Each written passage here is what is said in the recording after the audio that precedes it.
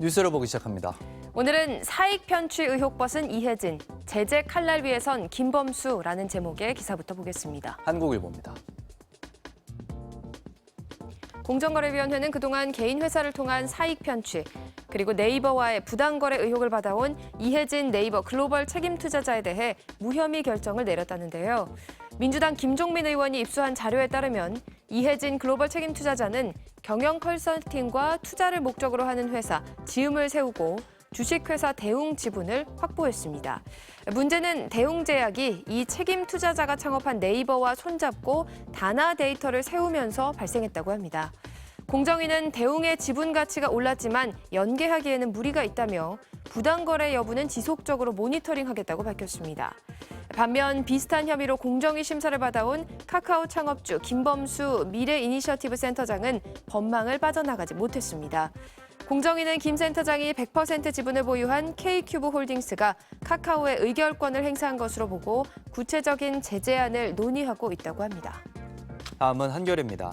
저출생으로 유치원이 노치원으로 바뀌고 있다는 기사입니다. 노치원은 유치원처럼 노인이 다니는 돌봄시설로 돌봄이 필요한 노인이 3시간에서 10시간 동안 머무는 주간 보호센터를 말합니다. 출생아 감소로 영유아가 줄면서 어린이집과 유치원 자리에 주간 보호센터나 요양원 같은 장기 요양기관이 들어서고 있다는데요. 최근 5년간 82곳의 유치원과 어린이집이 장기 요양기관으로 전환됐습니다. 어린이집과 장기 요양기관은 모두 건축법에 따라 같은 용도로 분류돼 허가 절차 없이 신고만으로 시설 전환이 가능하고 또 사회복지사 자격증만 있으면 장기 요양기관장이 될 수 있다고 신문은 전했습니다. 이어서 국민일보입니다. 젓가락에 냉난방기까지 구매를 강요하던 프랜차이즈가 적발됐다는 기사입니다. 서울시 조사 결과 서울시 내 치킨, 커피 분야 프랜차이즈 30곳 중 29곳이 시중에서 저렴하고 쉽게 구매 가능한 물품들을 필수 품목으로 지정한 것으로 드러났습니다. 필수 품목이란 가맹본부가 상품의 통일성 유지를 위해 가맹점주에게 본부가 지정한 특정 업체에서 공급한 제품만 쓰도록 강제하는 행위를 말합니다. 서울시 조사에 따르면 상품의 통일성과는 관계가 없는 냅킨이나 물티슈, 빨대, 젓가락 등을 포함한 경우도 적지 않았다고 합니다. 시 관계자는 외부 구매가 더 저렴하고 편리하지만 필수 품목이라는 이유만으로 지정업체에서 비싼 가격으로 납품받은 관행은 가맹점주의 수익 감소로 이어질 수 있다고 우려를 표했습니다. 다음은 세계일보입니다. 19구 참사 한 달을 하루 앞두고 유가족들은 여전히 10월 29일에 멈춰 있다는 기사입니다.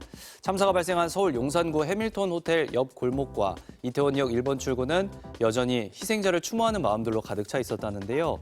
벽면은 추모의 포스트잇이 붙어 있고 바닥엔 하얀 국화와 술병이 놓여 있었습니다.